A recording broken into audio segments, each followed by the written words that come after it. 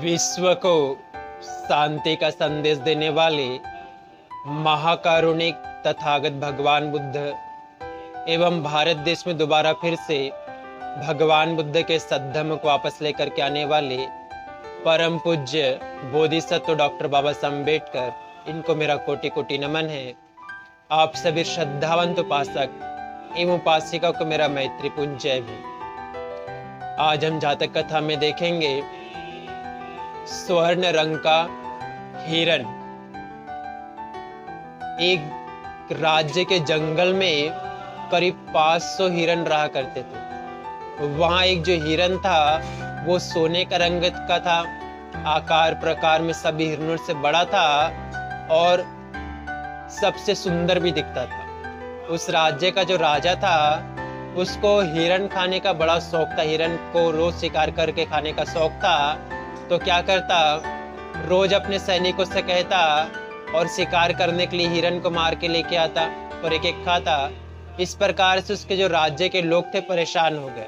तो उन्होंने क्या किया, सारे 500 हिरणों को एक साथ राजा के उद्यान में लाकर के इकट्ठा कर दिया और राजा से कहने लगे, राजन अब आपको जंगल जाने की जरूरत नहीं है, हमने आपके उद्यान में सारे हिरण को ला करके रख दिया है, आप यहीं शिकार कर लेना करके। अब राजा जो है उन 500 हिरणों को देख करके बड़ा खुश होता है।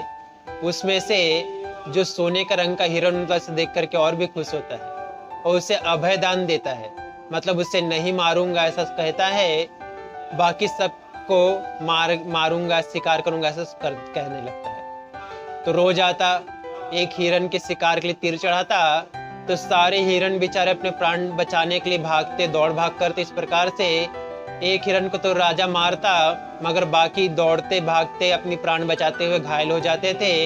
इस प्रकार से हिरणों का काफी नुकसान होने लगा। तो सारे हिरणों ने तय किया, मुखिया बना लिया, उस सोने के रंग के हिरण को तय किया कि हम सभी स्वयं अपने आप को राजा को समर्पित कर देंगे और इस प्रकार से हम भागेंगे नहीं तो बाकी हिरणों की जान भी बच जाएगी। तो रोज क्या होता, जब भी राजा आता एक हिरण अपने आप को समर्पित कर देता। राजा ये देख के बड़ा खुश हुआ।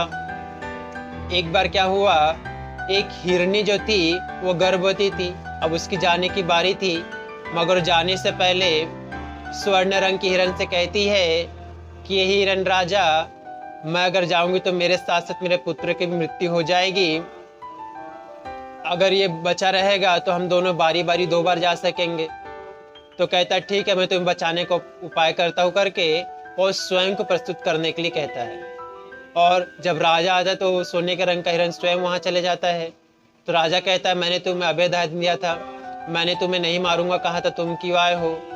तो सोने के रंग का हिरण कहता है कि आज उस गर्भिणी हिरणी की बारी थी इसलिए मैं उसकी जगह में आया हूँ करके, इससे दोनों माँ बेटी की मृत्यु हो जाती करके। कहता ठीक है, मैं उसे भी अभय दान देता हूँ।